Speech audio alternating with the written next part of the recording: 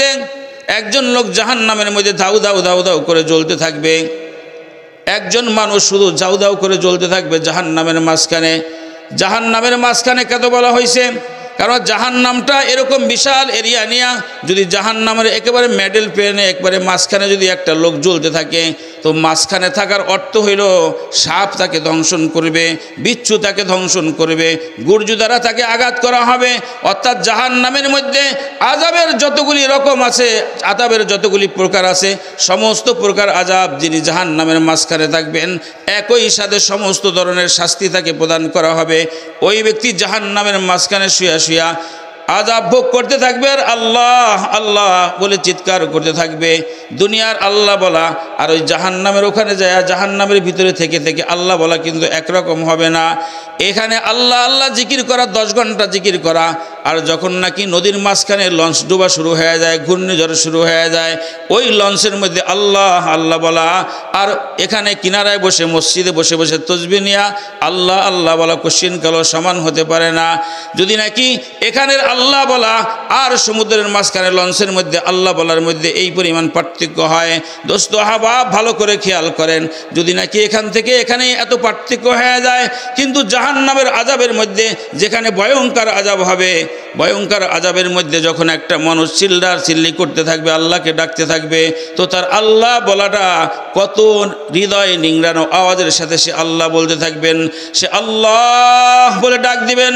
আল্লাহ বলেন না, আল্লাহ আল্লাহ আল্লাহ আল্লাহ আল্লাহ আল্লাহ আল্লাহ আল্লাহ বলে যখন জাহান্নামী চিৎকার করতে থাকবেন, জাহান্নামের মধ্যে হাদিসে পাকের মধ্যে আসছে আল্লাহ ডাক দিয়ে বলেন, ফেরেশতারা ওই অপরিচিত একটা লোক পৃথিবীতে কখনো আমাকে একবারের জন্য ভুলেও আল্লাহ বলে ডাক দেয় নাই, ওখানে বসে বসে আমাকে আল্লাহ বলে ডাকতেছে, দেখো ওই লোকটাকে। ফেরেশতারা জিজ্ঞাসা করবেন, কে মিয়া, তুমি কি চাও? সে বলবে, জাহান্নামের আগুন আর সহ্য করতে পারতেছি না। জাহান্নামের আগুন এই দুনিয়ার আগুনের মতো হবে না রে দোস্ত, এই দুনিয়ার আগুন চাইতে 70 গুণ বেশি তেজস্বী হবে, 70 গুণ বেশি তাপ হবে জাহান্নামের আগুনের। এই মোমবাতির আগুনের চাইতে 70 গুণ তাপ হবে এমনটা নয়। অর্থাৎ পৃথিবীর মানুষ আগুনের উপর রিসার্চ করতে করতে, আগুনের উপর মেহনত করতে করতে করতে করতে কিয়ামতের আগ পর্যন্ত যত তেজওয়ালা আগুন বানাইতে পারবো, যত তাপযুক্ত আগুন বানাইতে পারবো, সব আগুনের পরিধি কিন্তু এক না। মবের আগুনের একটা তাপ আছে, আবার মুড়ি ভাজে এই চুলায় ওই আগুনের ভিন্ন একটা তাপ আছে, আবার লোহা পোড়ায় ওই আগুনের ভিন্ন একটা শক্তি আছে, কি বলেন, আছে কি আছে না? আবার দেখবেন পাহাড় কাটে, এরকম আগুনের দ্বারাই তো পাহাড় কাটে। ওই আগুন মম যদি আপনি 100 বছর পর্যন্ত পাহাড়ের মধ্যে রেখে দেন, জ্বালায় 100 মম রেখে দেন, একটা পাথরের কোনো সময় কোনো সমস্যা হবে না। কিন্তু ওই শক্ত পাথরকে যে আগুনের দ্বারা কাটা হয় কি হয় না। কিয়ামতের আগ পর্যন্ত সমস্ত টেকনোলজি, সমস্ত বিজ্ঞান মিলে যেই পরিমাণ আগুনের তাপ আবিষ্কার করবে, আল্লাহর রাসূল বলেন ওই আবিষ্কারের চাইতে 70 গুণ বেশি হবে জাহান্নামের তেজস্বী আগুনের তাপমাত্রা হবে। ওই তেজস্বী আগুনের তাপমাত্রার মধ্যে যেই জাহান্নামকে আল্লাহ তাআলা জাহান্নামীদেরকে, আল্লাহর শত্রুদেরকে শাস্তি দেওয়ার জন্য বানিয়েছেন, সাধারণ কোনো কথা না। আর যেই জান্নাতকে আল্লাহ তাআলা মুসলমানকে, আল্লাহর বন্ধুদেরকে আরামায়েশ দেওয়ার জন্য, মেহমানদারি করার জন্য মেহমানখানা বানাইছেন, ওইটা হলো জান্নাত। জান্নাত আবাসুদ কে ইসারে নাবাসুদ, জান্নাত এমন একটা স্থানের নাম যেখানে কষ্ট ক্লেশের লেশমাত্র নাই। জাহান্নাম এমন একটা স্থানের নাম যেখানে শান্তির কোনো লেশমাত্র নাই। ওই জাহান্নামের মধ্যে হাজার হাজার বছর জ্বলার পরে সে যখন জাহান্নামে বসে বসে আল্লাহ আল্লাহ বলে চিৎকার করতে থাকবে, আল্লাহ বলবেন, যাও ফেরেশতারা জিজ্ঞাসা করো, ওই নাফরমান দুনিয়াতে একবারও আমাকে আল্লাহ বলে ডাক দেয় নাই, ওই জাহান্নামের মধ্যে শুয়ে সে আল্লাহ আল্লাহ বলে ডাক দিতেছে, তার উদ্দেশ্যটা কি? তাকে ফেরেশতারা জিজ্ঞাসা করবেন, ও জাহান্নামী, তুমি দুনিয়াতে তো কখনো আল্লাহকে ডাকো নাই, এখন এত বেশি বেশি আল্লাহকে ডাকতেছো, তোমার উদ্দেশ্যটা কি? সে বলে, তোমার আল্লাহর কাছে বলো, জাহান্নামের আগুন আর সহ্য করতে পারতেছি না, শরীর ঘুরে পুরে সারখার হয়ে যাইতেছে, চামড়া জ্বলে যাইতেছে, আবার নতুন চামড়া একদিক দিয়ে পুড়ে যাইতেছে, আর এক দিক দিয়ে নতুন চামড়া আল্লাহ তাআলা সৃষ্টি করে দিতেছেন, আর এক দিক দিয়ে আবার হায়াত আল্লাহ তাআলা বাড়ায় দিতেছেন, হায়াত কোশ্চিন কালো শেষ হবে না।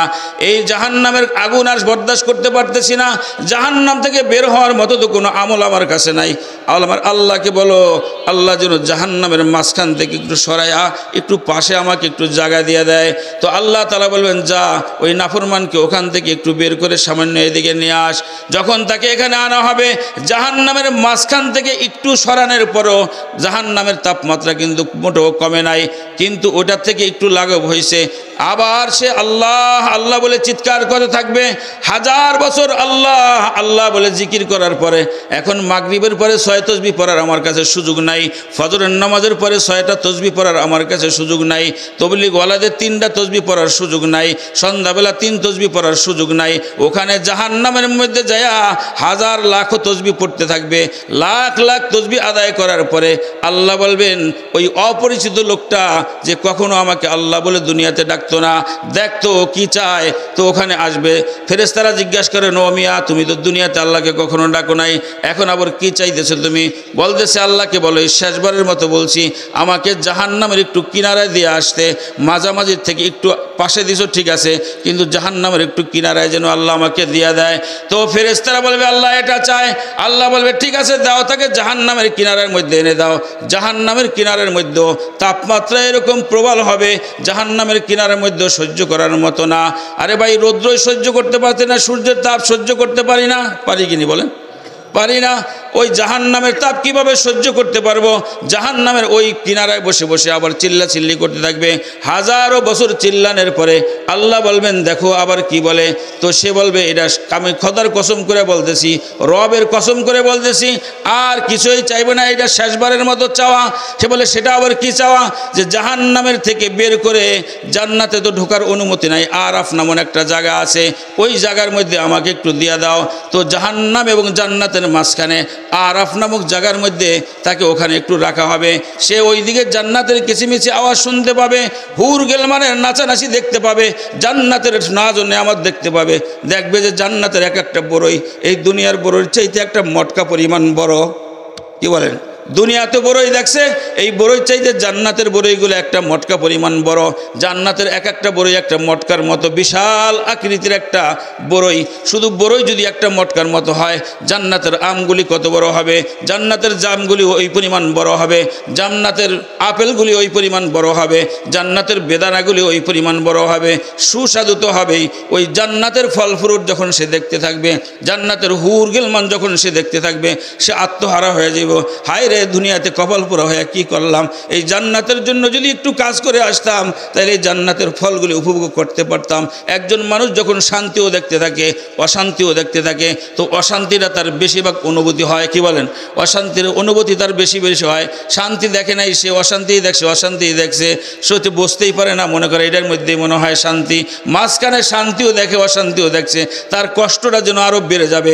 সে ওই মাঝখানে থেকে থেকে একবার জান্নাতের দিকে বারবার তাকাইব, আর মাঝে মধ্যে জাহান্নামের দিকে তাকায় দেখবে লেলিহান আগুনগুলি দাউ দাউ দাউ দাউ করে তার দিকে হাহাকার করে আসার জন্য অপেক্ষা করতেছে। জাহান্নামের আগুনগুলি, জাহান্নামের সাপগুলি হা করে আছে, জাহান্নামের আগুনগুলি তার দিকে ফিরে আছে, জাহান্নামের সাপ বুচ্চিগুলি যেমন নাকি ধেয়ে ধেয়ে তার দিকে আসতেছে। সে ভয়ভীত সন্ত্রস্ত হইয়া ওখানে বসে বসে 1000 বছর পর্যন্ত আল্লাহ আল্লাহ আল্লাহ বলে চিৎকার করতে থাকবে। দোস্ত 1000 বছর চিল্লানোর পরে আল্লাহ বলবে এ বেশরম কি বলে দেখ, আবার চিল্লায় কেন? তাকে বলবে আবার কি বলো তুমি, না আর কিছু বলবে না, কসম করলা? বলে খোদার কসম করে বলতেছি এইবারেই শেষবারের মতো আর কিছু চাইবো না। জান্নাতে দেওয়ার তো সুযোগ নাই, কিন্তু জান্নাতের গেটের কাছে নিয়ে আমাকে একটু বসায় দাও। জান্নাতীরা কিভাবে চলাফেরা করে, জান্নাতীদের আরাম আয়েশটা একটু উপভোগ করি। দুনিয়াতে আম্বিয়ায়ে কেরাম বলছেন, ওলামায়ে কেরাম বলছেন, কোরআন ও হাদিসের দলিল দিয়া দিয়া আমাদেরকে বলছেন, কিন্তু আমরা মানি নাই। কিন্তু আজকে স্বচক্ষে দেখতেছি জান্নাতের না জন্য আমার একটু জান্নাতের গেটের কাছে দিয়ে আসতে বলো, আমি ওখানে বসে বসে জান্নাতটা একটু দেখবো, কিভাবে জান্নাত, কেমন করে আল্লাহ তাআলা জান্নাতকে সাজাইছেন। যখন তাকে জান্নাতের কিনারার মধ্যে দিয়ে আসবে, সে বলবে আর চাইবা না তো? বলে খোদার কসম, শতবার কসম, আর চাইবো না কখনো কিছু, এটা শেষবারের মতো চাওয়া। আবার যখন জান্নাতের গেটের মধ্যে বসে বসে সে জান্নাতের নাজ ও নেয়ামত দেখবে, আর সহ্য করতে পারবে না। এটা আবার কিভাবে সহ্য করতে পারা যায়? দুনিয়ার মানুষ তো একজনের পিছু একজনের পাগল হয়ে কত কিছুই না করে ফেলে। জান্নাতের হুরগুলি যখন দেখতে থাকবে, সাজুগুজু করে হুরগুলি দৌড়াদৌড়ি ছুটাছুটি করতেছে, জান্নাতের গেলমানগুলি যখন সে দেখতে পাবে, জান্নাতের নাজ নেয়ামতগুলি যখন দেখতে পাবে, জান্নাতের মাছগুলি সোনালি কালার মাছগুলি যখন সে দেখতে থাকবে, জান্নাতের এরকমভাবে পশু পাখিগুলি যখন সে দেখতে থাকবে, পাখিগুলি কিচিমিচি করে যখন আওয়াজ করতে থাকবে, মনোমুগ্ধকর জান্নাতের গাছের মধ্যে যেই পাতা হবে দোস্ত, ওই পাতাগুলি যখন একটা গাছের পাতার সাথে একটু লেগে যাবে, তখন হারমোনিয়ামের সুর ফেল করবে, এত সুন্দর মনোমুগ্ধকর আওয়াজ হবে, হারমোনিয়ার আওয়াজ হবে। দুনিয়ায় গায়ক আর নায়করা কি পরিমাণ বাদ্যযন্ত্র দিয়ে গান করত, এর চাইতে শত শতগুণ সুন্দর সুন্দর আওয়াজ যখন সে শুনতে পাবে, সে আত্মহারা হয়ে যাবে জান্নাতের মধ্যে ঢোকার জন্য, জান্নাতের গেটটা ভেদ করে জান্নাতে ঢোকার জন্য। আবার সে চিন্তা করবে, কিরে এটাকে এমনি ঢোকা যায় না, আল্লাহ আল্লাহ বলতে বলতে তো এই পর্যন্ত আসলাম, আল্লাহকে ডাকলাম, ডাকতে ডাকতে ডাকতে ডাকতে যদিও অনেক হাজার বছর হয়ে গেছে, তারপরে তো জান্নাতের গেটের কাছে আসলাম। এখন মেডিসিন দেখি একটাই আছে, সেটা হইল আল্লাহ নামের জিকির করা, আল্লাহকে আবার ডাকতে থাকি। আল্লাহ যদি দয়া পরবশ হইয়া কোনো রকম আমাকে জান্নাতের ভিতরে একটু ঢুকাইয়া দেয়, তো আল্লাহকে যখন আল্লাহ আল্লাহ বলে ডালতে থাকবে, ডাকতে থাকবে, আল্লাহ বলবেন যাও ফেরেশতারা জিজ্ঞেস করো আবার কি চায়। ফেরেশতারা জিজ্ঞেস করবেন, এ বিয়া তুমি কি চাও? আবার বলে খোদার কসম করে বলতেছি আর কিছু চাইব না। আর মনে মানতেছে না, শুনছি তো শুনছি, ওই সময় এরকমভাবে বিশ্বাস করতে পারি নাই, একটু জান্নাতের গেটের দরজা দিয়ে আমাকে একটু ভিতরে দিয়ে দাও। আল্লাহ ফেরেশতাদেরকে বলেন, ও ফেরেশতারা যাও যাও, আমার এই বান্দাকে আবে হায়াত নামক পানির মধ্যে গোসল করায়া 10 দুনিয়া সমান একটা জান্নাতের বরাদ্দ আমি তার জন্য করেছি। ওই জান্নাতের পুরা মালিকানা আমি তাকে দিয়ে দিছি। ওই জান্নাতের যত নাজ নেয়ামত আছে, সব নাজ নেয়ামতের মালিক আমি এই বান্দাকে বানায় দিছি। ওই বান্দাকে জান্নাতের মধ্যে প্রবেশ করাইয়া দাও। ফেরেশতারা আসবেন বান্দার কাছে, আয়েশা বলবেন, ও মিয়া তোমার জন্য একটা ফয়সালা হয়েছে। বলে আবার সেটা কি ফয়সালা? সে প্রথমে ঘাবড়ায়া যাবে, কি ফয়সালা? বলে ফয়সালা হয়েছে এটা, তোমাকে আল্লাহ তাআলা এই দুনিয়ার চাইতে 10 দুনিয়ার সমান একটা জান্নাত দান করবেন। আবে হায়াতের মধ্যে গোসল করাইয়া ওই 10 দুনিয়ার সমান একটা জান্নাতের মধ্যে তোমাকে প্রবেশ করার জন্য আমাকে বলা হয়েছে। সে বলবে, আল্লাহ আপনিও আমার সাথে কি মস্কারি করেন নাকি? আপনিও আমার সাথে ঠাট্টা করেন নাকি? যেখানে আমার জাহান্নামের মধ্যে ঠিকানা হয়ে আছিল, জান্নাতের কোনো চিন্তাও করতে পারি নাই, কল্পনাও করতে পারি নাই, বেসরের মতো চাইতে চাইতে চাইতে চাইতে চাইতে চাইতে চাইতে চাইতে জান্নাতের কিনারায় আইসা বসলাম, গেটে আইসা বসলাম। এখন শেষকালে আমার সাথে আপনি মস্কারি করতেছেন। আল্লাহ বলবেন, না না বান্দা, আমি মস্কারি করি না, তুই জানোস না তোর অন্তরের অন্তঃস্থলের মধ্যে যাররা পরিমাণ ঈমান লুকায়িত আছে, যার কাছে যাররা পরিমাণ ঈমান লুকায়িত থাকবে, আমি আল্লাহ তাকে কখনো চিরস্থায়ী জাহান্নাম দিব না।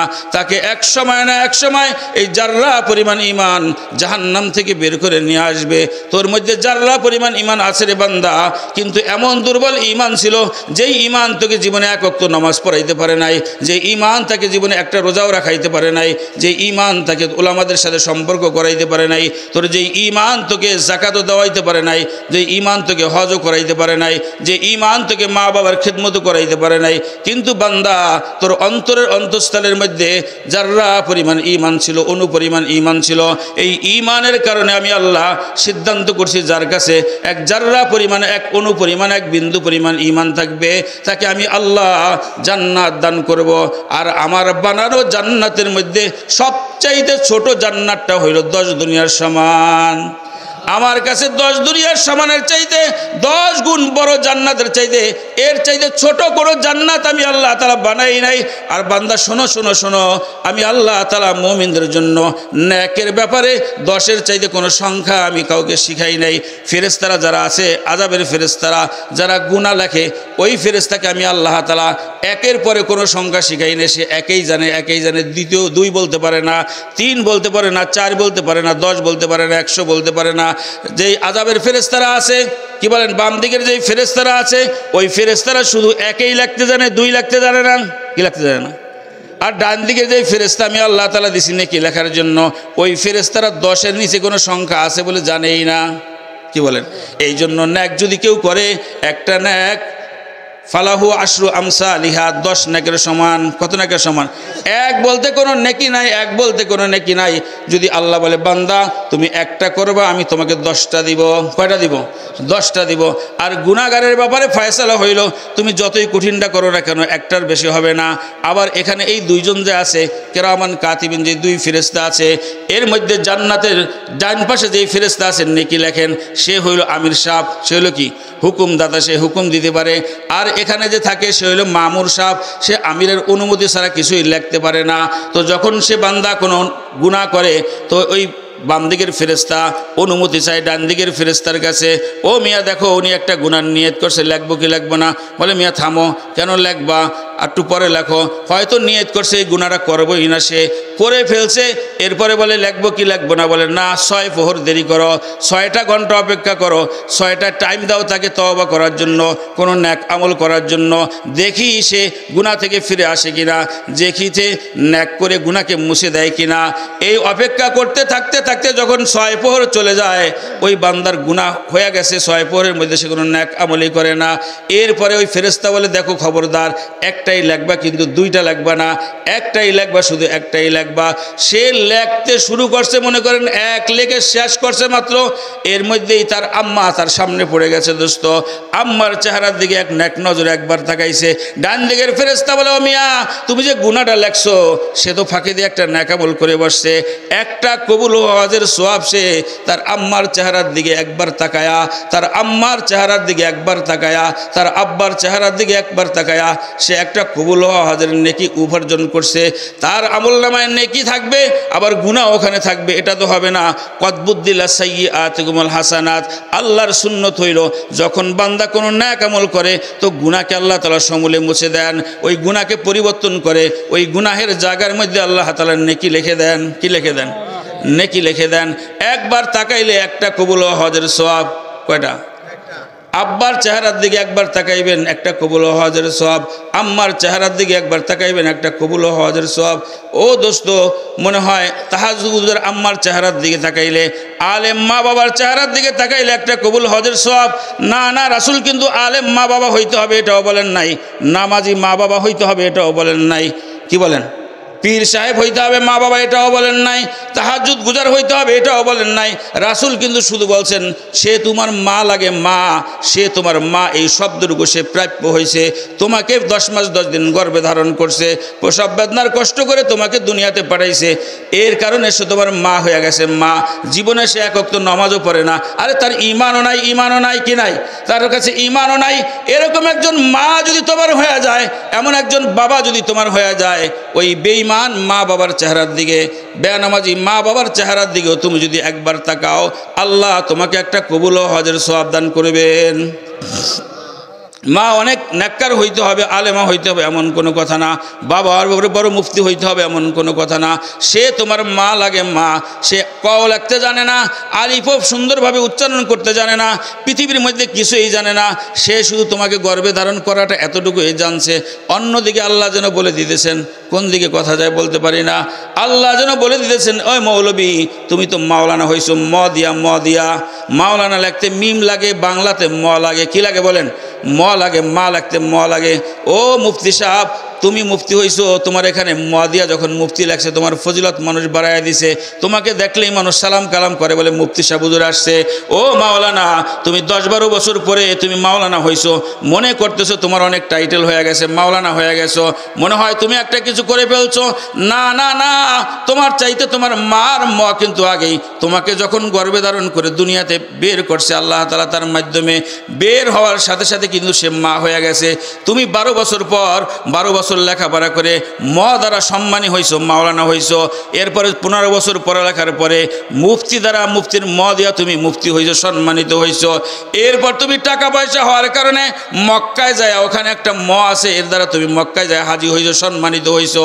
এরপর মদিনা লিখতেও ম লাগে, ওই মদিনায় যায় তুমি সম্মানিত হইছো। এরপর মুজদালিফায় যাইলেও ম লাগে, ওই মুজদালিফায় যায় তুমি সম্মানিত হইছো। এরপর মিনায় আসছো কোরবানি দেওয়ার জন্য, ওই মিনার মধ্যেও ম আছে, মিনা মদিনায় যায় তুমি কি করছো, সম্মানিত হয়েছে, তোমাকে সম্মানী মনে করতেছো। ওখান থেকে ঘুরে এসে তোমার নামটা তুমি হাজি লাগাইতেছো, তোমার নামের সাথে তুমি 15 বছর পরার পরে মুফতি লাগাইতেছো, তোমার নামের পাশে তুমি মাওলানা লাগাইতেছো, তোমার নামের পিছনে তুমি মুহাদ্দিস লাগাইতেছো, তোমার নামের পিছনে তুমি মুফাসসির লাগাইতেছো, অত কিছু লাগাইতেছো। এই ম যেখানে লাগাই সেখানে দামি হয়ে যায়। ও মৌলবী, ও মাওলানা, ও মুফতি সাহেব, ও হাজি, ও গাজী, তুমি একটু খেয়াল করে দেখো না, তুমি অনেক কষ্টের পরে যেখানে পৌঁছতে পারছো, আল্লাহ তোমার জন্ম কারণে তুমি দুনিয়াতে আসছো, এই কারণেই তোমার মাকে আল্লাহ তাআলা এই সম্মান আল্লাহ তাআলা দান করছেন। কি দান করছেন? তোমার মা কিন্তু সম্মানী, তোমার মা কিন্তু একটা স্পেশালভাবে আল্লাহর কাছ থেকে পাওয়া গেছে। পাইবই না কেন মিয়া? তুমি যখন ছোট্ট বাচ্চা ছিলা তখন তুমি কোনো কথা বলতে পারতা না, ভাতকে ভাত বলতে পারতা না, তরকারিকে তরকারি বলতে পারতা না, ইলিশ মাছটা বলার মতো তোমার সামর্থ্য ছিল না, এবার মিষ্টান্ন বলার মতো তোমার সময় ছিল না, কলা বলার তোমার সময় ছিল না। তোমার শুধু একটাই আওয়াজ ছিল, তোমার একটু একটাই আওয়াজ ছিল, ওয়া ওয়া করে তুমি কানতেই জানতা। শুধু কি জানতা? কানতেই জানতা। তোমার বাবা মুফতি সাহেব ছিল, কিন্তু তোমার ভাষার তর্জমা কোনো বাবা করতে পারে না। তোমার বাবা মুফাসসির ছিল, কিন্তু তোমার ভাষার তর্জমা করতে পারতো না। তোমার বাবা অনেক বড় বক্তা ছিল, সারা পৃথিবী ঘুরে ঘুরে ওয়াজ নসিহত করছে, কিন্তু তোমার ওয়া ওয়া কান্না শব্দের ব্যাখ্যা কিন্তু তোমার বাবাও করতে জানে না। তোমার বাবা আরব জমাতের ট্রান্সলেশন করছে, তোমার বাবা ইংরেজি জমাতের ট্রান্সলেশন করছে, তোমার বাবা বিভিন্ন দেশ থেকে জমাত আসতো, বিভিন্ন ভাষাভাষীর লোক আসতো, এগুলার ভাষা বোঝে, পুরা কোরআন বোঝে, পুরা হাদিস বোঝে, পুরা মাসলা মাসাইল বোঝে, সব কিছু বোঝে, সব কিছু বোঝে। কিন্তু ছোট্ট একটা বাচ্চা যখন শুয়া শুয়া ওয়া ওয়া ওয়া করে কান্নাকাটি করে, ওই শব্দটা কিন্তু কোনো বাবা বোঝে না। বোঝেনি? বলেন। মুফতি সাহেব যেমন শুয়ে আছে বাচ্চাকে নিয়ে, কিছুক্ষণ পরে বাচ্চা কান্না শুরু করছে। তো এইবার মুফতি সাহেব বলে, এই তোমার সন্তান কান্দে, এটারে থামাও। তো মা পাকঘরে আছে, রান্না করতেছে। ওই পাকঘর থেকেই ওই বাচ্চার আওয়াজ শুনে বাবা মুফতি সাহেব এত বড় মানুষ পাশে শুয়ে আছে বাচ্চাকে নিয়ে, বাচ্চার আওয়াজ বোঝে না। মা ওখান থেকে একটু আওয়াজ করে বলে দেয়, মনে হয় পেশাব করে দিছে, এই পেশাবের কারণে ভিজে গেছে, এই ভিজার কারণে সে কান্না করতেছে। বাবা ঠিক এই বাচ্চাটাকে একটু লাড়া দিয়ে দেখে, নিচনে যেই খাতারা আছে এটা ভিজে গেছে, কি হয়েছে? পেশাব করে দিছে বাচ্চায়। যখন এটা পরিবর্তন করে দিছে, আবার বাচ্চা ঘুমাইতেছে। আবার কিছুক্ষণ পরে বাচ্চা চিল্লায় উঠছে। তো বাবা অনেক বড় আলেম, অনেক বড় শিক্ষিত লোক, ও বাবা বলতেছে, এই তোমার ছেলে আবার কান্না করতেছে। মা কিন্তু আর ওখান থেকে আসে না, ওই পাকঘর থেকেই আল্লাহ তাআলা তাকে এমন ভাষাবিদ বানায় দিয়েছেন, এত বড় শিক্ষিত বানায় দিয়েছেন, ক খ সরা জানে না, কিন্তু ওই বাচ্চার ভাষা আল্লাহ তাকে বোঝার সুযোগ করে দিয়েছেন, তার দিলের সাথে একটা কালেকশন করে দিয়েছেন। ওই কালেকশনের কারণে ওই বাচ্চার ভাষাটা, কান্নার আওয়াজটা শুনলেই মা বুঝে আমার বাচ্চাটা এখন কেন কাঁদছে। যদি এটা না বুঝতো দোস্ত, একটা বাচ্চা দুনিয়াতে বেঁচে থাকার কথা ছিল না, কিছুই সে বলতে পারে না। আমরা ভাষা দিয়ে অনেক কিছু প্রকাশ করার পরও সব কিছু সমাধান করতে পারি না। আর ওই বাচ্চাটা শুধু একটু ওয়া ওয়া করে কান্নাকাটি করে তার জীবনের সমস্ত সমস্যার সমাধান করছে, কি করে নাই বলেন? আবার তৃতীয়বারের মধ্যে শুয়ে আছে, আবার চিল্লায় উঠছে। এবার সে বলে, এই তোমার ছেলে আবার কান্না করতেছে, রাগ হয়ে গেছে এখানে, কি বলে? একবারও চিন্তা করে না, কিরে আমি এত বড় একটা শিক্ষিত মানুষ, আমার সন্তানের ভাষাটাই বুঝি না, তো আমি তো আমার স্ত্রীর কাছে ধরা কি ধরা না, বাচ্চার মার কাছে তো আমি ধরা। এরপরে যখন তৃতীয়বার ডাক দিতেছেন, তোমার বাচ্চা কাঁদতেছে, এবার মার ওখান থেকে শব্দ করে না, মা দেখবেন চুলাটার একটু কমায়া দিয়া, কি বলেন, একটু কমায়া দিয়া জালটাকে একটু টান দেওয়া উপরে উঠায়া, যাতে রান্না পুড়ে না যায়, নষ্ট হয়ে না যায়, ওখান থেকে এসে ওই বাচ্চার মুখের মধ্যে তার কি বলেন খাদ্যটা দিয়ে দিছে। খাদ্য দেওয়ার পরে বাচ্চা আস্তে আস্তে খানা খাইতে ওখানে ঘুমায়া গেছে। প্রথমবারে পানির কথা, পেশাবের কথা বলল, দ্বিতীয়বার পিঁপড়ার কামড়ের কথা বলল, আর তৃতীয়বার কিছু না বলে শব্দ তো বাচ্চা একটাই করছিল, দ্বিতীয় কোনো শব্দ করতে জানে নাই।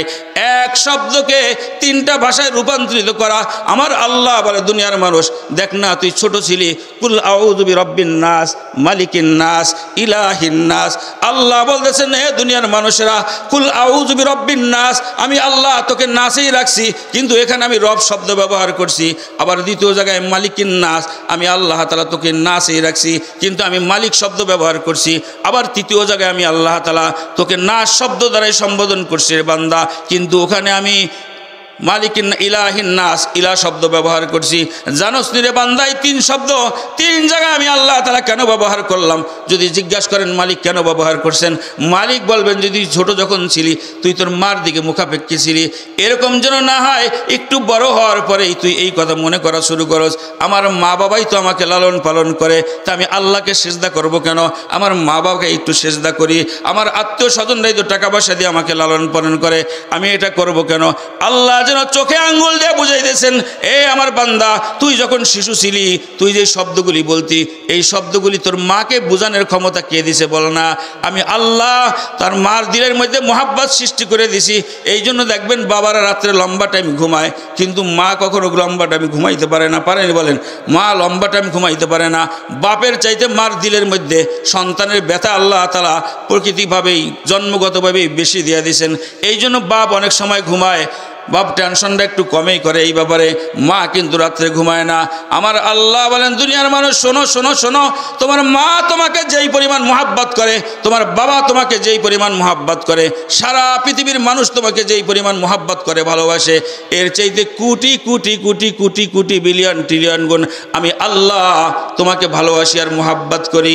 এই জন্যই তো আমি কোরআনে কারিমের এক জায়গায় বলে দিছি লা তাখুযুহু সিনাতুন ওয়ালা নাওম, আমি আল্লাহ ঘুম তো যাই না, ঘুমের আগে যে একটা তন্দ্রা আসে, ঘুমের ভাব আসে, এই তন্দ্রা আমাকে স্পর্শ করতে পারে না।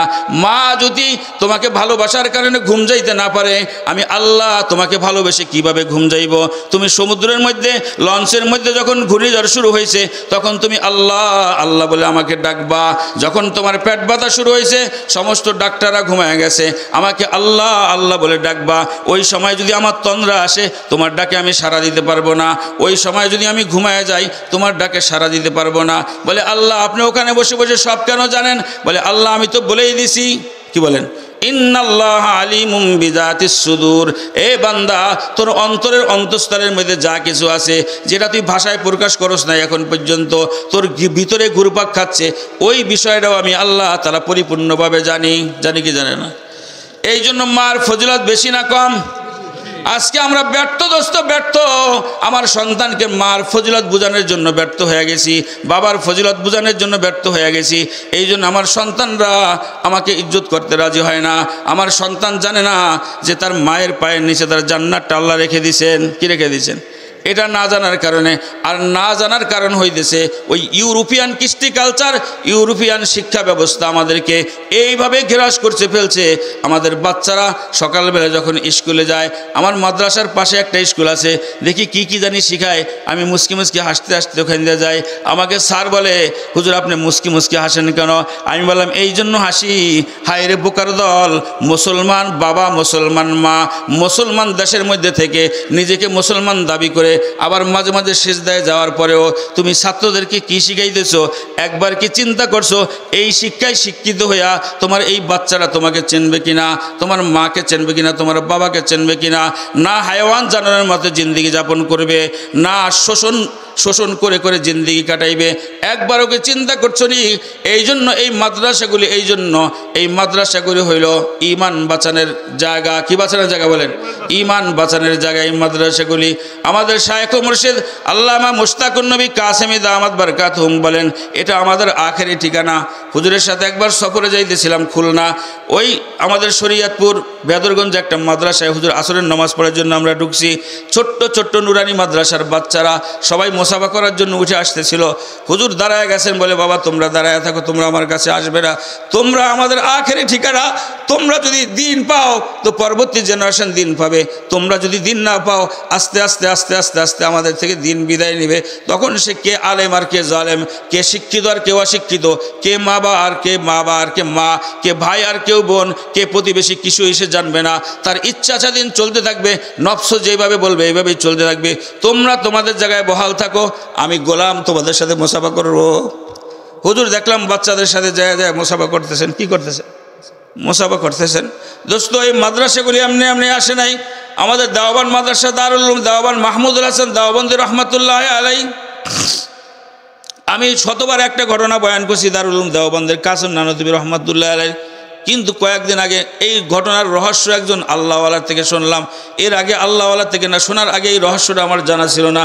কাসেম নানতুবি রহমাতুল্লাহ আলাই দেওবন্দ মাদ্রাসার মুহতামিম সাহেব, কি বলেন, প্রতিষ্ঠাতা এবং মুহতামিম, বহুত বড় আলেম। ওনার ভিতরে উনি মনে করতেছিলেন যে সবাই আমাকে বড় হুজুর বলে, বড় হুজুর বলে, মনে হয় একটু অহংকার আমার মধ্যে চলে আসছে, এটা ট্রিটমেন্ট করার দরকার। এখন সবাই তো ছোট, তার বয়সে ছোট, এলেমে ছোট, যার কাছেই সে যায় কেউ তার ইসলাহ করতে রাজি হয় না, সংশোধন করতে রাজি হয় না। কিন্তু সংশোধন ছাড়া যদি কবরে চলে যায় তো জাহান্নামের আগুন ভোগ করতে হবে। যদি সংশোধন ছাড়া কেউ কবরে চলে যায় জাহান্নামের আগুন ভোগ করতে হবে। সিদ্ধান্ত করলেন কিভাবে আমার এই রোগের চিকিৎসা হবে, অহংকার রোগের কিভাবে চিকিৎসা হবে। আমাকে যে মানুষ প্রধান বক্তা বলে, প্রধান ওয়াইজ বলে, আমাকে যে প্রধান মুরব্বী বলে, প্রধান উপদেষ্টা বলে, প্রধান অমক বলে, প্রধান তমক বলে, এটার কারণে ভিতরে একটু অহংকার আসে কি আসে না বলেন? অবশ্যই আসে মানুষ হিসাবে। কাসেম নানতুবি রহমাতুল্লাহ আর এই চিন্তা করলেন এরা ট্রিটমেন্ট যদি আমি না করে যাই, মরার পরেও তো আমাকে আল্লাহ তাআলা বলেন, কাসেম দেওবন্দ মাদ্রাসার মুহতামিম ছিলি, বড় হুজুর সবাই বলছে, ভিতরে ভিতরে অনেক কিছু হয়ে গেছস, আমার বড়ত্ব তুই ভুলে গেছিলি। এই জন্য কাসেম নানতুবি রহমাতুল্লাহ আলাই রেল স্টেশনে এসে ছাত্ররা গাড়ি নিয়ে, ট্রাক নিয়ে আসছে মাদ্রাসা যাইব দেওবন্দ মাদ্রাসায়। কাসেম নানতুবি রহমাতুল্লাহ আলাই একটা ঘাড়ের মধ্যে একটা গামছা নিয়া, অনেক সময় একটা লুঙ্গিতে গাড়ির মধ্যে রাখতেন, মাঝে মাঝে গামছাও রাখতেন, একটা লুঙ্গি নিয়ে সাধারণ মানুষের বেশি হাঁটতেছেন। এক ছাত্র আইসা বলতেছে, হায় কই কুলি তাকে মেরে বিস্তার কো মাদ্রাসা তক লে যায়। এ মিয়া, কেউ কুলি আসনি এখানে, আমার বিছনাটাকে মাদ্রাসা পর্যন্ত নিয়ে যাইবা। কাসেম নানতুবি রহমাতুল্লাহ আলাইহি দোস্ত আহবাব দেওবন্দ মাদ্রাসার বাণী এবং মুহতামিম, উনি বলতেছে, ভাই মাই তৈয়ার হো, মেরে সর পর উঠা দো।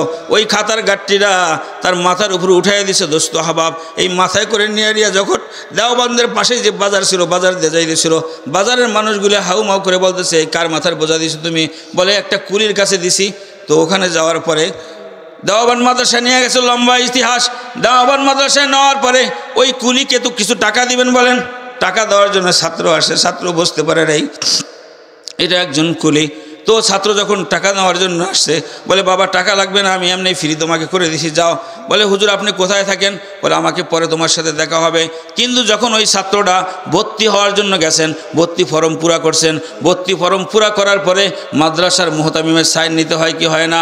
যখন মাদ্রাসার ওই সাইন আনার জন্য মুহতামিমের রুমে গেছেন, কামরায় গেছেন, যায় দেখে ওই লোকটা, যে এই লোকটা তার খাতার গাঠটিটা মাথায় করে নিয়ে আসছে, তার বিছানাগুলি মাথায় করে নিয়ে মাদ্রাসায় পৌঁছে দিছে, ওই লোকটাই ওখানে সাইন দেওয়ার জন্য বসে আছে। উনি ফর্মটাকে রেখে বলতেছে, হুজুর ফর্মে সাইন পরে করবেন, এর আগে আমার একটা কথার জবাব দেন, সত্যি বলবেন। বলে, কি সত্যি বলবো বলো? যে আপনি যে আমার বিছনাটা নিয়ে আসছিলেন মাথায় করে, ওই হুজুর কিনা আপনি? উনি চোখের পানি ছেড়ে দিয়ে বলে, হ্যাঁ আমি ওই হুজুর। তো ছাত্র বলতে, হুজুর এই কাজটা কেন করলেন? বলে, মিয়া তুমি জানো না, আমার নফস আমার মধ্যে এসে বিভিন্ন কথা বলা শুরু করে দিয়েছিল, যে কাসেম তোমাকে সবাই বড় হুজুর বলে, তুমি সবচেয়ে বড় হুজুর, তুমি অনেক বড় মানুষ, সবাই তোমার গুণকীর্তন করে, এই জন্য আমার মধ্যে অহংকার আসতেছিল। কিন্তু আমার সমপর্যায়ের আবার বড় কেউকে পাইতেছিলাম না, যার কাছে যাই সেই আমার বয়সে ছোট অথবা এলেমে ছোট, তার কাছে গেলে আমাকে আরও সম্মান করে। সম্মানের কারণে আমি যেই ট্রিটমেন্ট করার জন্য গেছি আরও বেড়ে যায়। কি করে বলেন? ওই রোগটা আরও বেড়ে যায়। এই জন্য আমি সিদ্ধান্ত নিয়েছিলাম আমার এই রোগের চিকিৎসা করার দরকার। এই জন্য তোমার খাতার গাঠটি টেনে, তোমার বিছানা টেনে টেনে আমি ওই রোগের চিকিৎসা করলাম। কি করলাম? দেওবন্দ মাদ্রাসার প্রথম ছাত্র এবং প্রথম শাইখুল হাদিস মাহমুদুল হাসান দেওবন্দি রহমাতুল্লাহ আলাই, নাম কি বলেন? মাহমুদুল হাসান দেওবন্দি রহমাতুল্লাহ আলাই রমজানুল মোবারকের লম্বা টাইম তারাবি পড়তেন। তারাবির মধ্যে 5-6 পারা কোরআন শরীফ পড়তেন, হাফেজে কোরআন। তো পড়তে পড়তে অনেক সময় ক্লান্ত হয়ে যেত। আমরা তো এক পারা পড়লেও হাফেজ সাহেবকে বলি, হাফেজ সাহেব তাড়াতাড়ি পড়েন, কি বলেন? একটু ধীরস্থিরভাবে পড়লো হাফেজ সাহেব পরের বছর আমরা রাখতে চাই না। কিন্তু দারুল উলুম দেওবন্দের শাইখুল হাদিস আল্লামা মাহমুদুল হাসান দেওবন্দি রহমাতুল্লাহ আলাই, ওনাকে তো আপনারা হয়তো চিনবেন না, সংক্ষিপ্ত একটা পরিচয় ওনার দেই। ভারতবর্ষের মধ্যে শুধু বাংলাদেশ না, পাকিস্তান না, ভারত না, সারা ভারতবর্ষের মধ্যে যত মানুষ তার নামের পিছনে মুহাদ্দিস লেখে, শাইখুল হাদিস লেখে, যত মানুষ হাদিসের সনদ আছে রাসূলুল্লাহ সাল্লাল্লাহু আলাইহি ওয়াসাল্লাম পর্যন্ত, এই হাদিসের সনদ পৌঁছার ক্ষেত্রে মাহমুদুল হাসান দেওবন্দি রহমাতুল্লাহ আলাইকে উপেক্ষা করে কেউ রাসূল পর্যন্ত হাদিসের সনদ পৌঁছাইতে পারে না। ওনার নাম হইল মাহমুদুল হাসান দেওবন্দি রহমাতুল্লাহ আলাই। লম্বা তারাবি পড়ছেন, হাফেজ সাহেব একটু শুয়ে আছেন, বিশ্রাম করতেছেন, ক্লান্ত পরিশ্রান্ত। মাহমুদ হাসান দেওবন্দি রহমাতুল্লাহ আলাইহি এসে ওই হাফেজ ছাত্রদের পা দাবানো শুরু করছে। কী দাবানো শুরু করছে? আচ্ছা বলেন, যদি কেউ ক্লান্ত থাকে পা হাত পা একটু দাবায়, শরীরের দাবায় দেয়, মাথার একটু দাবায় দেয়, ভালো লাগে কি লাগে না? ওই ছাত্র একটু আরাম পাইতেছিল, পুরা ঘুম না, একটু তন্দ্রায় আসছে, আরাম পায়, আরও চোখ খুলতেছে না।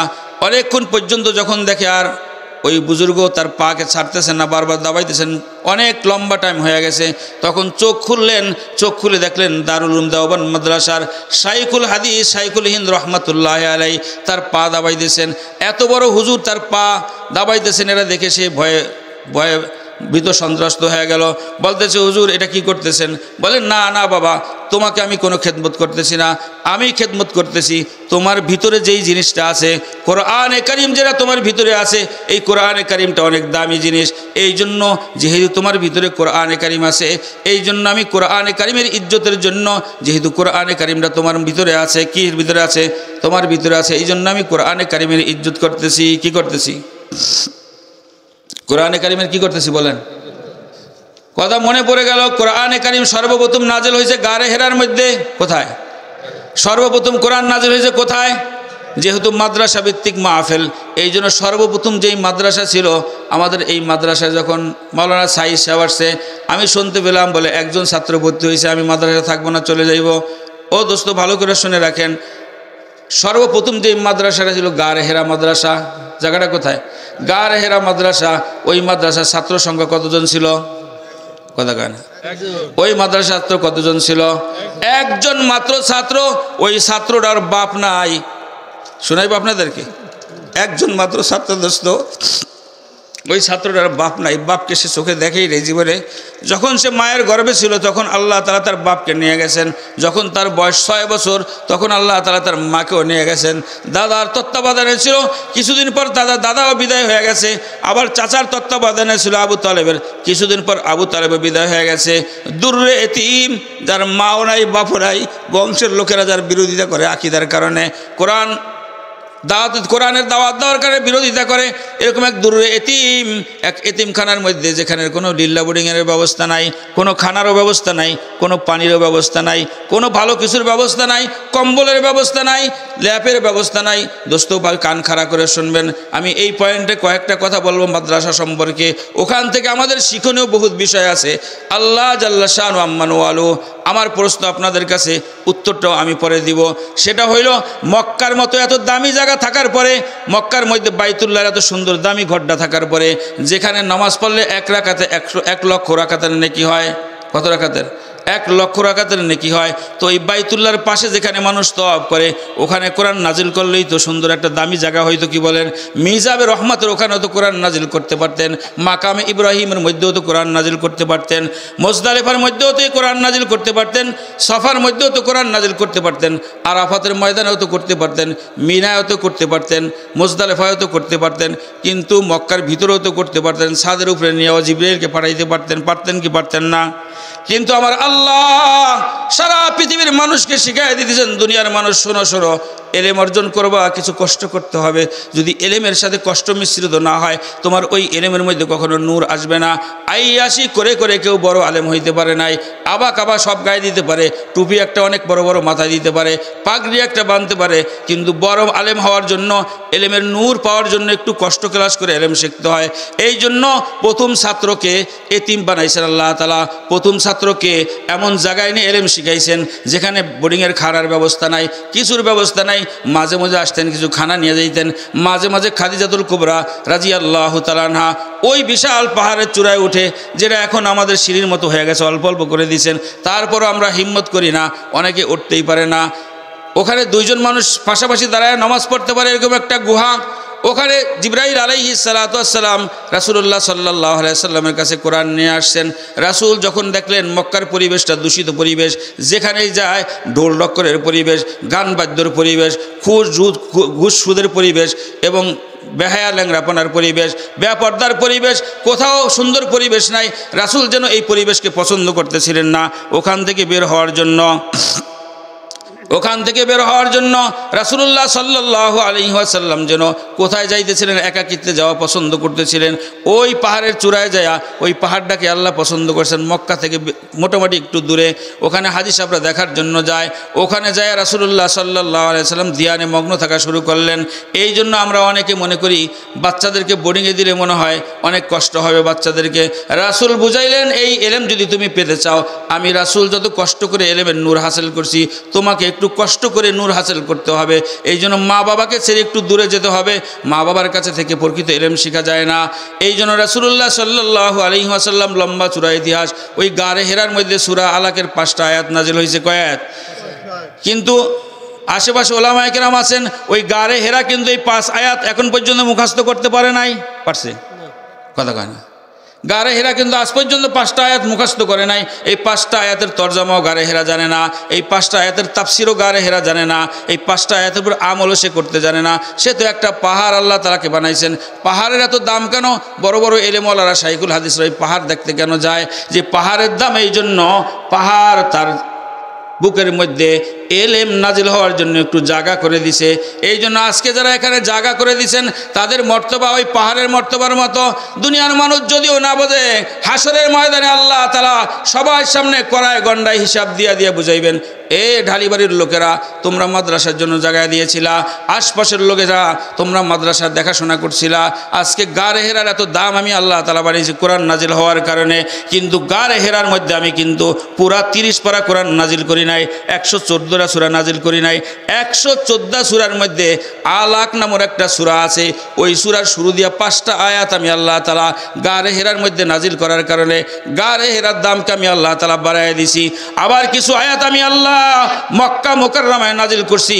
এই জন্য মক্কাকে মানুষ মুকাররমা বলে। কি বলে? পুরা কোরআন কিন্তু মক্কায় নাজিল হয় না, কিছু আয়াত মক্কায় নাজিল হয়েছে, কিছু আয়াত আমি আল্লাহ তাআলা মদিনায় নাজিল করছি। ওগুলাকে মাদানী আয়াত বা সূরা বলে। ওই মাদানী আয়াতগুলা কিন্তু পুরা কোরআন কিন্তু মদিনা শরীফে নাজিল হয় নাই। মদিনা শরীফে কিছু কোরআন নাজিল হওয়ার কারণে মদিনাকে আমি আল্লাহ মুনাওয়ারা বানায় দিছি। কি বানায় দিছি? মদিনাতুল মুনাওয়ারা বলে। কিছু আয়াত আয়েশার ঘরে নাজিল হয়েছে, এই জন্য আয়েশার ঘরটা দামি।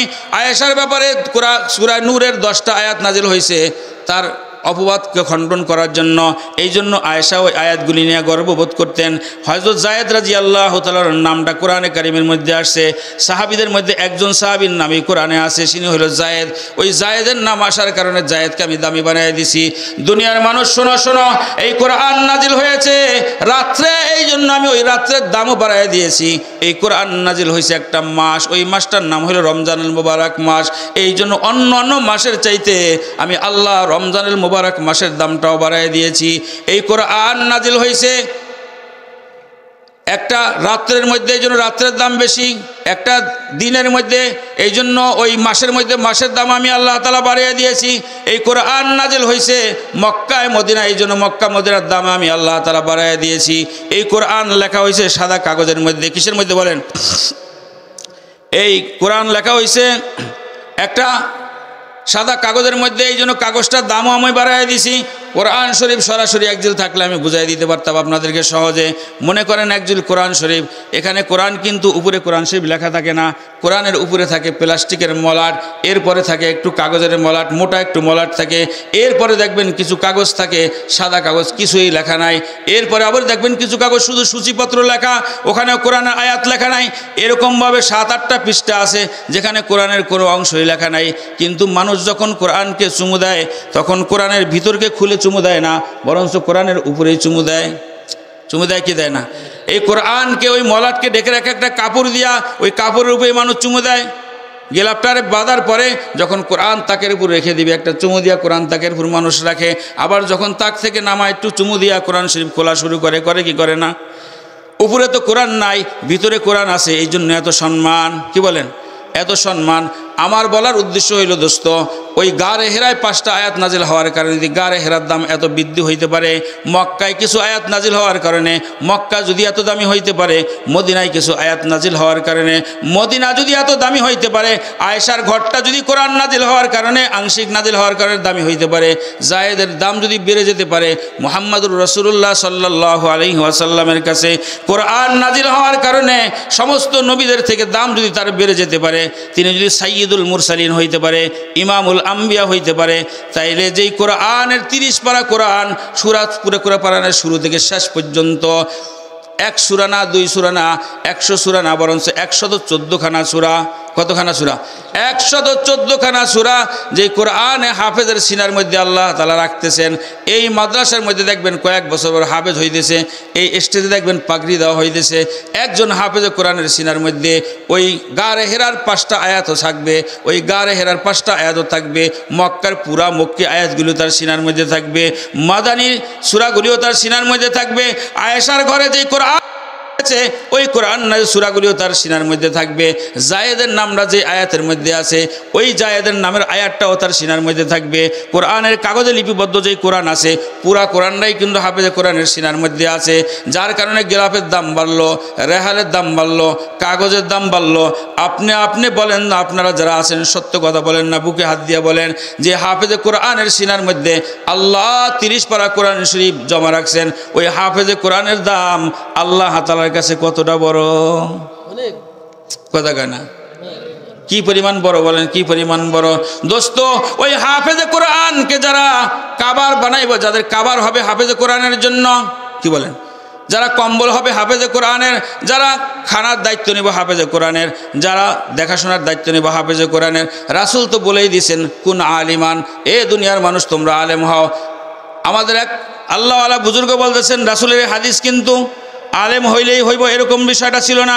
রাসূলের উদ্দেশ্য ছিল তার প্রত্যেকটা উম্মত যাতে জান্নাতে চলে যায়, জাহান্নামে কেউ না যায়।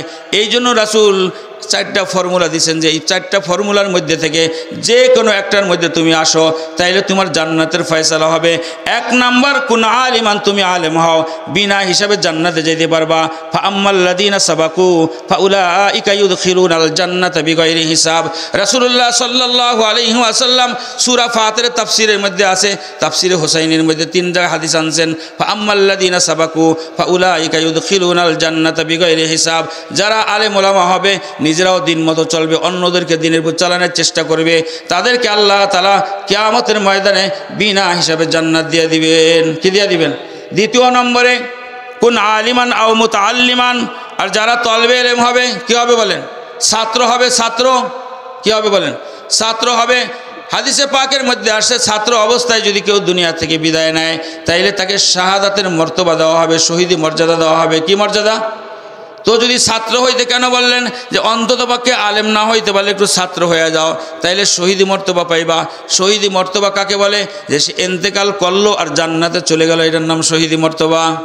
মরাটা শুধু বাকি আছে, মরলো আর জান্নাতে চলে গেল, এটার নাম শহীদি মর্তবা। 3 নম্বরে আল্লাহর রাসূল বলছেন আও মুঈনান, এ দুনিয়ার মানুষ শোনো শোনো, যে কোনো কারণবশত তুমি আলেম হইতে পারো নাই, ছাত্র হওয়ার সৌভাগ্য তোমার হয় নাই, অন্তত পক্ষে 3টার সাথে জুড়ে যাও। আও মুঈনান, আলেম এবং তলবে ইলমদেরকে সহযোগিতা করো। তোমার কাছে যদি সহযোগিতা করার মতো কিছু থাকে, যদি জবান দিয়া সহযোগিতা করতে পারো সেটাও করো, যদি পয়সা দিয়া সহযোগিতা করতে পারো সেটাও করো, যদি খেদমত করে সহযোগিতা করতে পারো সেটাও করো, যদি কিছু দিয়া সহযোগিতা করতে পারো সেটাও করো।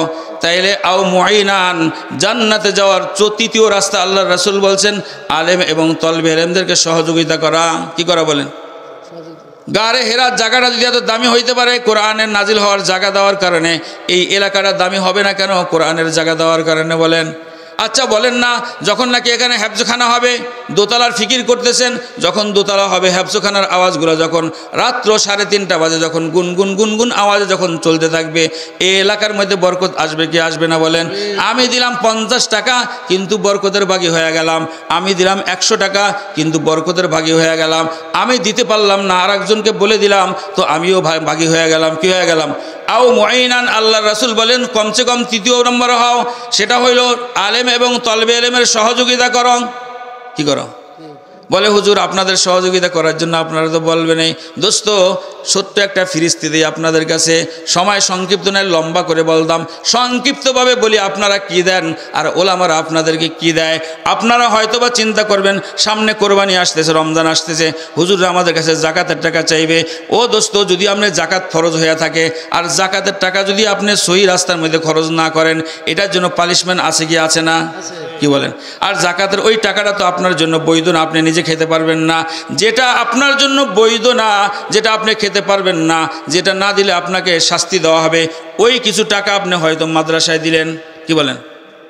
ওই কিছু টাকা হয়তো আপনি নড়িয়া মোহাম্মদী আইডিয়াল মাদ্রাসায় দিলেন এতিম ছাত্রদের জন্য, গরিব ছাত্রদের জন্য।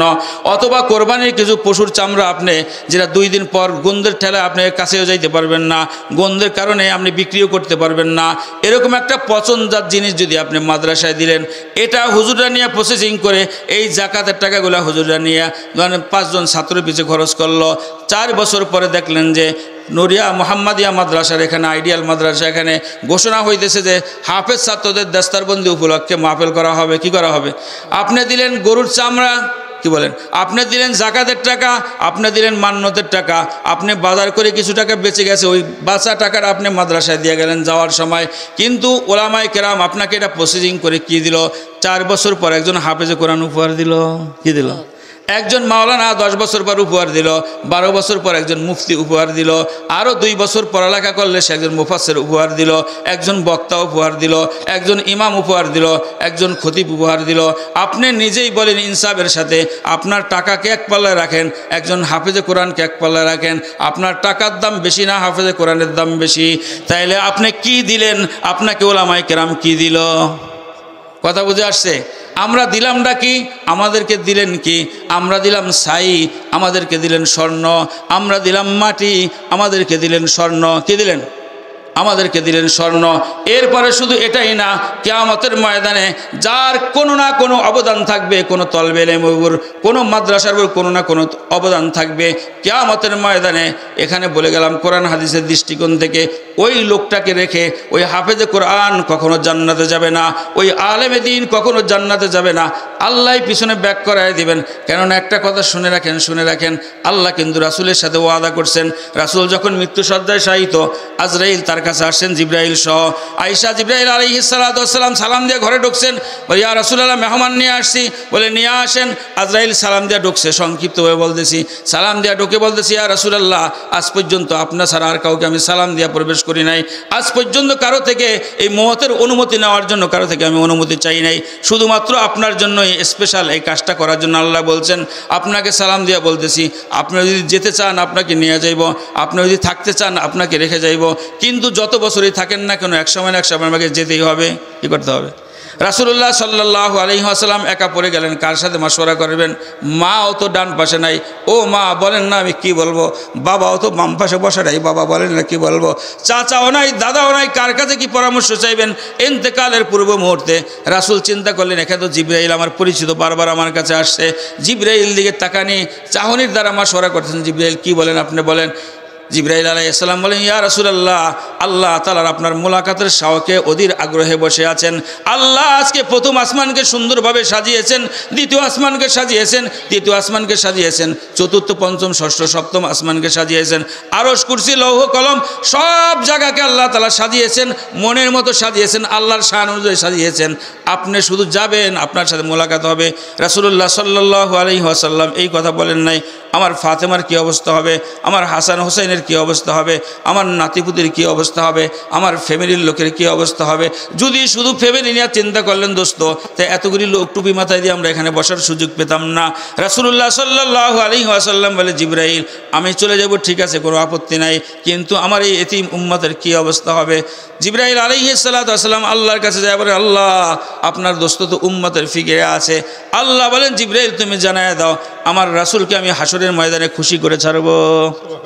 ওয়ালা সাউফা ইউতিকা রাব্বুকা ফাতারদা, রাসূলকে বলেন আমি হাসরের ময়দানে রাসূলকে খুশি করে ছাড়বো।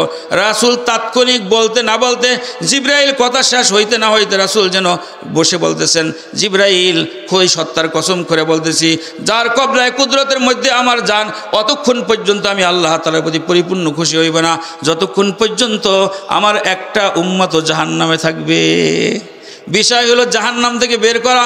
এই জন্য রাসূল যেন বলতেছেন কুন আলিমান, আলেম হও জাহান্নাম থেকে বের হয়ে গেলা, আও মুতাআল্লিমান তলবে ইলম হও জাহান্নাম থেকে বের হয়ে গেলা, আও মুঈনান আলেম তলবে ইলমের সাহায্যকারী হও, তারা সুপারিশ করে জান্নাতের ব্যবস্থা করবেন।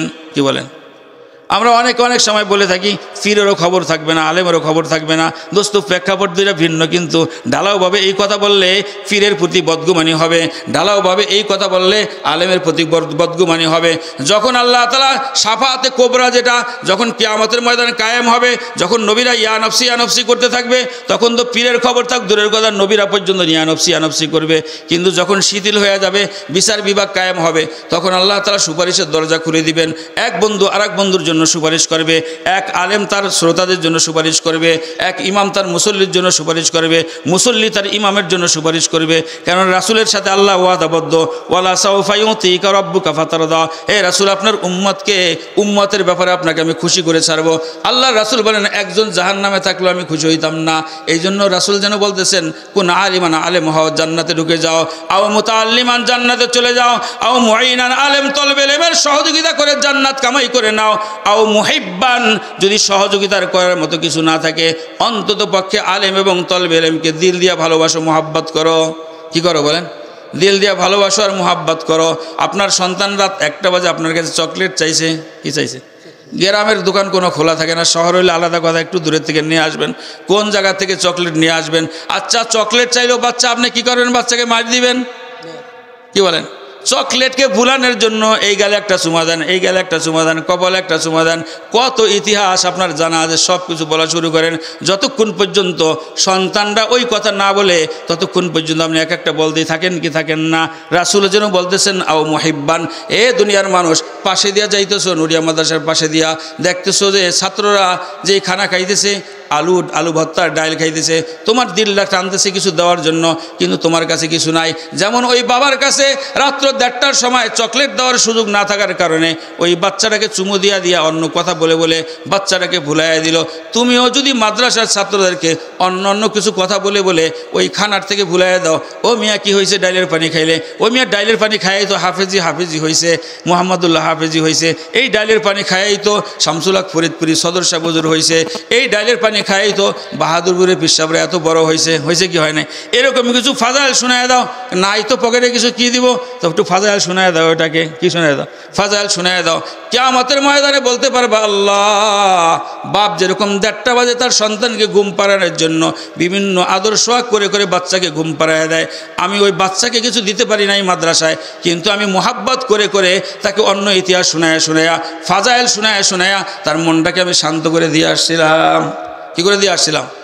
এই জন্য বলেন ইনশাআল্লাহ কালেকশন তো আলহামদুলিল্লাহ আমাদের শ্রদ্ধেয় মাওলানা আব্দুল বাতেন সাহেব দামাত বারকাতুহুম সুন্দর কালেকশন করছেন, প্রবীণ মানুষ। আমার বয়স যত বছর তার ওয়াজের বয়স তত বছর। আমি আপনি আন্দাজ করে বলছিলাম আজকে যে হুজুর আমি তো ছোটোর সময় আপনার ওয়াজ শুনতাম, অর্থাৎ আপনার ওয়াজ তো শুরু হয়েছে আমি যখন জন্ম হয় নাই দুনিয়াতে। হুজুর বললেন যে আমার ওয়াজের বয়স হলো 46 বছর। কত বছর? তা আমি বললাম যে হুজুর আমার বয়সও 46 বছর। কি বলেন? তাহলে কথা তো মিলেই গেল। হুজুরের ওয়াজের বয়স 46 বছর, আমার জন্মের বয়স হলো 46 বছর। আমার 46 চলে, হুজুরের ওয়াজের বয়স 46 চলে। হুজুর অনেক প্রবীণ মানুষ, মুহাব্বতের সাথে আপনাদেরকে কিছু কথা বলে গেছেন মাদ্রাসা সম্পর্কে। দোস্ত ধরে রাখেন, একদিন দেখবেন এই বাগানের মধ্যে এমন ফুল ফুটবে। শামসুল হক ফরিদপুরে রহমাতুল্লাহ না বলে পারলাম না, ফরিদাবাদ মাদ্রাসা। একদিন আমরা জমাতে গিয়েছিলাম, ওখানে ভোর রাতে দেখলাম গুনগুন মৌমাছি যেরকম গুনগুন করে আওয়াজ করে, 5 তলা 3 তলা হ্যাবসখানা উপরে আওয়াজ হইতেছে, ছাত্ররা পড়তেছে, আওয়াজ হইতেছে, এত মনোমুগ্ধকর আওয়াজ। আমি ইতিহাস পড়ছিলাম, শামসুল হক ফরিদপুর রহমাতুল্লাহ আলাইকে একজনে বাড়ি করার জন্য এক হাজি সাহেব এই জায়গাটা দিচ্ছেন যে হুজুর আপনি এখানে অনেক কষ্ট করে ফরিদপুর থেকে আসা যাওয়া করতে হয়, আপনাকে বাড়ি করার জন্য এই জায়গাটা আমি দিলাম, আপনি বাড়ি করবেন। শামসুল হক ফরিদপুর রহমাতুল্লাহ আলাই অনেক দূরদর্শী এক ব্যক্তিত্ব ছিলেন। উনি বললেন যে হাদি সাহেব আমি এমন একটা বাড়ি করব, এখানে এমন একটা বাড়ি করব, দেখবেন যে আপনি মৌমাছি যেরকম গুনগুন করে আওয়াজ করে, এই বাড়ি থেকে এরকম মৌমাছির মতো গুনগুন করে আওয়াজ বের হয়ে আসবে। কে জানে হাদি সাহেব বোঝে কি বোঝে নাই, হয়তো বোঝেও নাই কথাটা। কিন্তু আল্লাহ তাআলা 100 বছর পর 50-60 বছর পর কিছুদিন পরে এরকম একটা পরিবেশ সৃষ্টি করে দিয়েছেন। এখন ভোর রাত্রে ওখানে গেলে ওই মৌমাছির গুনগুন আওয়াজের মতো কোরআন তেলাওয়াতের পাখিদের আওয়াজ ভেসে আছে কানের মধ্যে।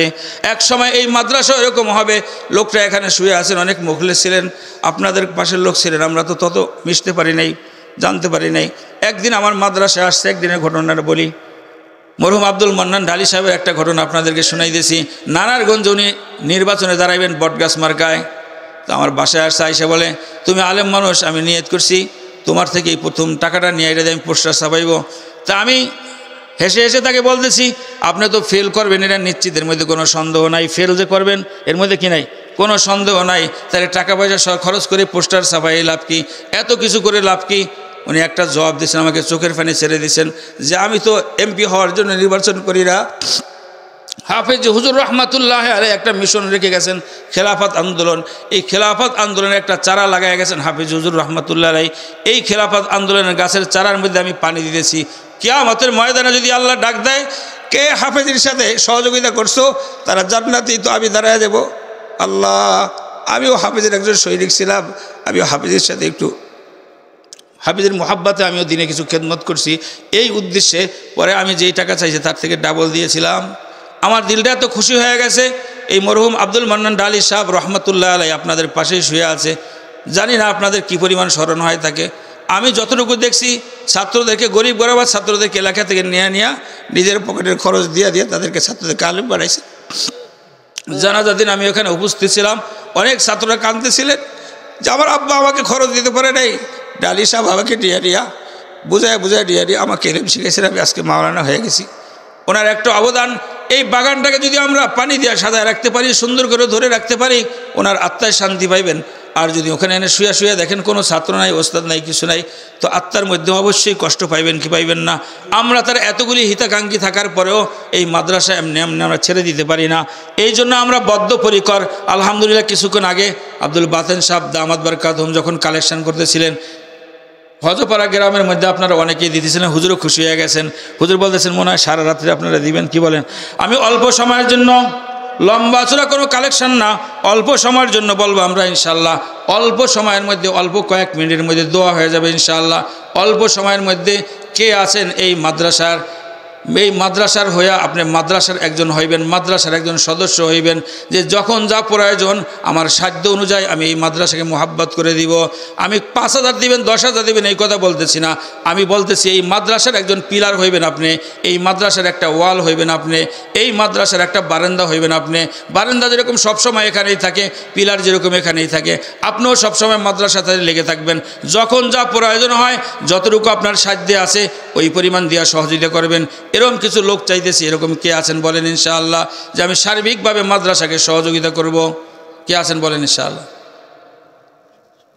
আমাদের আলহাজ শহীদুল ইসলাম সাহেব, হাজী শহীদুল ইসলাম সাহেব দামাত বারকাতুহুম, আল্লাহ তার হায়াতের মধ্যে বরকত দান করেন। কি দান করেন বলেন? ভালো মনের একজন মানুষ, সামনাসামনি প্রশংসা করা ঠিক না। আমি ছোট্ট একটা সফর করছি তার কাছে, সুদর্ণপুর কুমিল্লা, মোস্তাকুর নবী সাহেবের কাছে যাওয়া আসা, এবং আমার বাসা একদিন মোটামুটি ছিল রাত্রে অল্প সময়। এতটুকু সময়ের মধ্যে আমি যতটুকু ওনাকে পেয়েছি, অনেক মুখলেস মানুষ। আল্লাহ তাআলা তার সন্তানদেরকে দ্বীনের জন্য কবুল করুক। আমার কানে কানে আগে বলছেন যে মাওলানা সাঈদ আমার এখানে ছিল, আমি যেরকম খোঁজখবর নিয়েছি, ওখানে চলে গেছে আমার সাথে মশওয়ারা করে। আমি ইনশাআল্লাহ ওই মাদ্রাসা এরকম খোঁজখবর নিব। এরকম এক ব্যক্তি আপনাদের সাথে উপস্থিত হওয়ার কারণে আপনারা খুশি না নারাজ? খুশি। কীরকম খুশি বলেন? খুশি। তাহলে কি দোয়া করার দরকার? আল্লাহ তাআলা দুনিয়া এবং আখিরাতের সমস্ত ভালাই তাকে আল্লাহ তাআলা দান করুক। সন্তানদেরকে আলেমে বা আমল, ছেলে মেয়েদেরকে আল্লাহ তাআলা নেককার দিনদার পরহেজগার বানায় দেয়। ব্যবসা বাণিজ্যের মধ্যে আল্লাহ তাআলা বরকত দান করুক। যেই দিনই মেহনতগুলি করতেছে, উলামায়ে কেরামের সাথে মাশওয়ারা করে করতেছে, আল্লাহ তাআলা এই মেহনতের মধ্যে আল্লাহ তাআলা বরকত দান করুক। আর কে আছেন বলেন? হাজী সাহেব মোটামুটি যখন যা দরকার আপনারা বলবেন, হাজী সাহেব দিব। আশা করি বলতে হবে না, বলার আগেই দিব ইনশাআল্লাহ।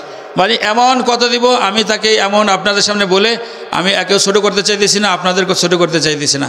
আমার কানে কানে একটা শব্দ সে আগে বলছে, এটা আমি মাহফিলের মধ্যে বলতে চাইতেছি না, আপনারা হিম্মত হারা হয়ে যাবেন। এই জন্য হাজী সাহেব ইনশাআল্লাহ তার সাধ্য অনুযায়ী, আর তার সাধ্যটা আলহামদুলিল্লাহ বর্তমানে যেই পরিস্থিতিতে আছে অনেক ভালো সাধ্য আছে, মনও আছে। কি বলেন? এই মনের থেকে দেওয়ার মধ্যে পকেটে হাত দিলে যেটা আছে এটাও আছে। আল্লাহ তাআলা দুনিয়াকে আল্লাহ তাআলা দেখিয়ে দিচ্ছে, আল্লাহ তাআলা তাকে কবুল করুক। এই মাদ্রাসার একজন একনিষ্ঠ খাদেম হিসাবে আল্লাহ তাআলা কবুল করুক। তার নিজস্ব মাদ্রাসা আছে, সর্বস্ব দিয়ে মেহনত করে মাদ্রাসা। বলে মাদ্রাসা করার জন্য না মসজিদের দোতলা করার জন্য ইট লাগবো, আমি সব ইট দিয়ে দেবো। কি বলেন? একজন মানুষ এইভাবে দেওয়া, তার জন্য আমরা দোয়া করবো তো ইনশাআল্লাহ। আর কে আছেন বলেন? ইনশাআল্লাহ মাদ্রাসার নিবেদিত প্রাণ, আমি মাদ্রাসার সার্বিকভাবে খোঁজখবর নিব ইনশাআল্লাহ। আর নগদ যদি কেউ কিছু দিতে চান দোয়ার আগে, তাও ইনশাআল্লাহ নিয়ে আসেন ইনশাআল্লাহ। কে আছেন নগদ কিছু দিবেন ইনশাআল্লাহ? আমি অঙ্ক ধরবো না, 5,000 10,000 এই কথা বলবো না, নগদ দিব কিছু।